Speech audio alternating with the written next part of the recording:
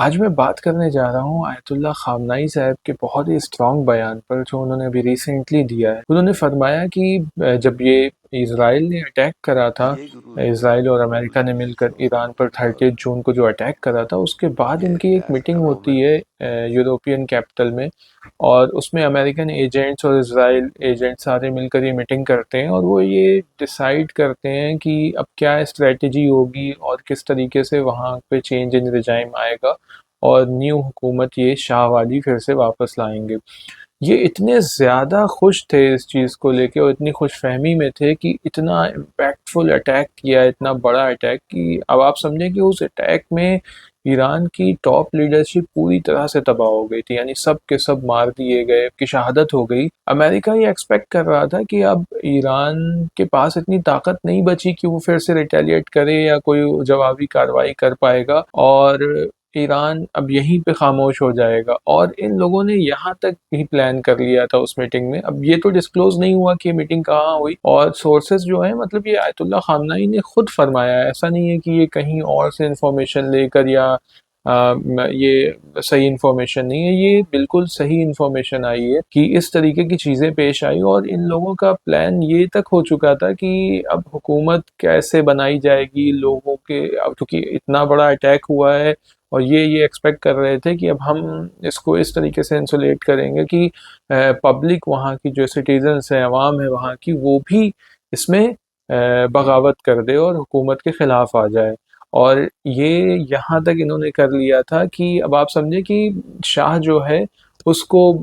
फिर से हुकूमत में लाने के लिए पूरी प्लानिंग कर ली थी कि किसको बनाना है और क्या करना है। हमने इन्होंने सब कुछ डिसाइड कर लिया था। ये इतने ज़्यादा खुशफहम थे कि अब तो कुछ बचा नहीं और इतना बड़ा अटैक हुआ है, अब ईरान के पास ताकत नहीं होगी कि वो अटैक करे। और इसी मौके पर अगर ये जो अटैक हुआ था, ये 13 जून को अटैक हुआ था और इसमें इसराइल और अमेरिका दोनों ने मिल ही के किया था, क्योंकि इसराइल के पास खुद कुछ नहीं है, सब कुछ अमेरिका से ही है। तो फाइटर्स जेट और सब कुछ प्लान करके इन्होंने जो अटैक किया, इसके अवज़ में जब ये अटैक हो गया तो जो शाह था, अब आप देखिए कि किस तरीके से ये टैक्टिक्स करते हैं कि लोगों को और पूरे पूरे वर्ल्ड को ये दिखाना चाहते हैं कि हम कितने कामयाब हुए और सारी चीज़ें। तो शाह ने जो अभी इस वक्त का जो शाह जो हुकूमत रही है, जिसके बाद इस्लामिक रिपब्लिक, ये आयतुल्लाह खामनाई साहब का जो रिवॉल्यूशनरी ये सारी चीज़ें हुई, रिवॉल्यूशन हुआ और ये हुकूमत चेंज हुई, तख्ता पलट हुआ। तो उनका जो लड़का है, उसने यहाँ तक कि उसने बयान दे दिया कि इस अटैक के बाद आयतुल्लाह खामनाई अब छुप चुके हैं, उनके पास हिम्मत नहीं बची है, वो अपनी जान बचा रहे हैं और वो किसी टैंकर या बंकर में छुप गए हैं ज़मीन के नीचे और अब कुछ हो नहीं सकता है। और मतलब कि ये देखिए किस तरीके से ये दिखा रहे हैं कि इसको इस तरह से इन्होंने पूरा बनाया कि ताकि जो वर्ल्ड लेवल पे जो बाकी लोग जो देख रहे हैं, और वेस्टर्न मीडिया ही पूरा कंट्रोल करता है, आप जानते हैं हर जगह सारे सोशल मीडिया प्लेटफॉर्म और सारी चीज़ें, ये इज़राइल और ये सारी चीज़ें जो है ये इस तरीके से पेश करते हैं कि वर्ल्ड लेवल पे ये दिखे कि हम कितने, मतलब हमने कितना बड़ा काम कर दिया और हम कितने स्ट्रॉन्ग पोजीशन में हैं, ये दिखाना चाहते हैं, जबकि हकीकत कुछ और होती है। अगर आप डिटेल में जाएंगे और सही सोर्सेज से पता करेंगे और ग्राउंड रियलिटी निकालना चाहेंगे तो ये बिल्कुल ही इसके पलट होता है। तो ये सब उसने बयान भी दे दिए और आप यकीन मानिए कि जो पूरी न्यूज़ है इससे रिलेटेड अगर आप इंफॉर्मेशन चेक करें तो आयतुल्लाह खामनाई साहब का मतलब यहाँ जो लीडर्स ख़त्म हो गए और जो लीडर्स बचे थे, जो वॉर रूम होता है और सारी जगह जहाँ पे सारी स्ट्रेटजी प्लान करता है ईरान या कोई भी मुल्क, तो वहाँ पर वॉर रूम में जो लीडर्स बचे हुए थे वो इतने शॉक में थे इस अटैक के बाद कि अब उनको, उनका दिमाग नहीं काम कर रहा था कि अब क्या होगा, इतना ज़्यादा नुकसान हो गया है और अब आगे क्या करेंगे हम लोग, ना कुछ प्लान समझ में आ रहा है ना कुछ। ये कंडीशन बन गई थी लोगों की, जो लीडर्स बचे थे। लेकिन अब यहाँ पर आयतुल्लाह खामनाई साहब जब आते हैं वॉर रूम में और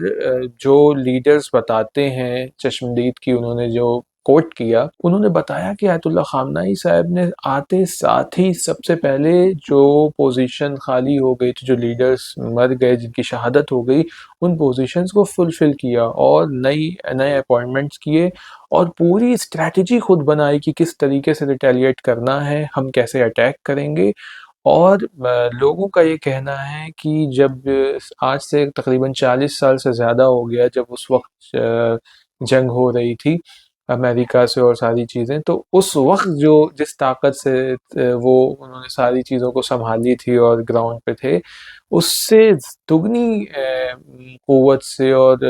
उससे दुगनी एनर्जी के साथ जो है उन्होंने इन चीज़ों को इस उम्र में सँभाला, जबकि वो अब 90s के करीब पहुँच रहे हैं और उन्होंने सारी चीज़ें प्लान करी। और अब ये अमेरिका ने जब ये अटैक करा, इज़राइल अमेरिका ने, तो ये एक्सपेक्ट ही नहीं कर रहे थे कि ईरान रिटेलिएट करेगा, ईरान फिर से अटैक करेगा हमारे ये इज़राइल के ऊपर।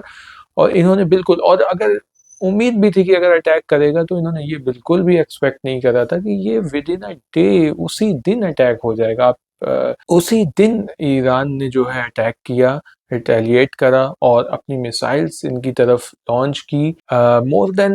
अब ये एग्जैक्ट काउंट तो नहीं बता सकते ऑथेंटिक सोर्सेस है, ऐसे तो बहुत से मीडिया, कोई 2000 बोलता है, कोई 500 बोलता है, बट एग्जैक्टली जो ऑफिशियल काउंट्स हैं ऐसा कुछ क्लियर आउट नहीं है। तो मतलब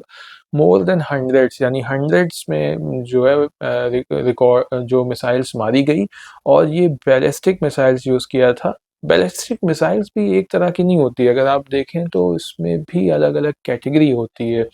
अलग अलग रेंज में होती है, 500 से 1000 किलोमीटर, 1000 से 2000, 2000 से 3000, 5000, इस तरीके की कैटेगरी होती है। तो वो मिसाइल्स मारी इन्होंने। और बैलिस्टिक मिसाइल का बस मैं इतना फीचर आपको बता दूं कि उसका जो इम्पैक्ट है, एक्यूरेसी है, वो अराउंड 10 मीटर का है, कि 10 से 30 मीटर के अंदर और 5 मीटर के अंदर ही वो अपने टारगेट को जाकर हिट करती है। और उससे टेल अवीव और जेरूसलम में जो इनका मिलिट्री बेस था और एयर बेस, सारी चीज़ों जगह पे अटैक करा ईरान ने। और अटैक इतना इम्पैक्टफुल था, इतना ज़्यादा उसने अफेक्ट किया कि इज़राइल हिल गया। और ये जो 13 तारीख से जो जंग शुरू हुई, 13 जून से, इस 12 दिन की जंग में इज़राइल की हालत इतनी ख़राब हो गई कि उसे दूसरे मुल्कों से सोर्सेस लगाने पड़े कि भाई इस जंग को रुकवा दो, अ, इस वॉर को किसी तरह से बंद करवा दो ईरान से, क्योंकि ईरान ने बैक टू बैक अटैक किया है और बहुत ही इम्पैक्टफुल अटैक रहा। जो आयरन डोम सिस्टम, जिसको ये दुनिया को दिखाते थे कि इसको कोई ब्रेक नहीं कर सकता, आप समझे कि इतनी दूर से मिसाइल जो मारी जा रही है, थाउजेंड्स ऑफ किलोमीटर दूर से, वो जाकर उन उन उन सारे जितने बैरियर्स हैं जो दूसरे अरब मुल्क्स हैं, जहाँ जहाँ पे इन्होंने अपना मतलब ये मिसाइल्स को रोकना चाहा, उसको पार करते हुए जाकर अपने टारगेट पर हिट कर जाना, ये कमाल की बात है कि कितनी ज़बरदस्त मिसाइल्स ईरान के पास हैं।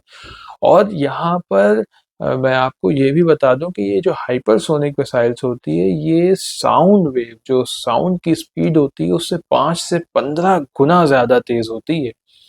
उससे इन्होंने अटैक करा और 12 दिन के अंदर जो जंग रुकी, वो सारी चीज़ें आपको पता है। अगर आप चाहें कि डिटेल में मैं ये बताऊं आप लोगों को कि किस तरीके से जंग हुई और क्या क्या स्ट्रेटजी फॉलो करी गई, सारी चीज़ें, तो प्लीज़ मुझे कमेंट्स में बताइएगा।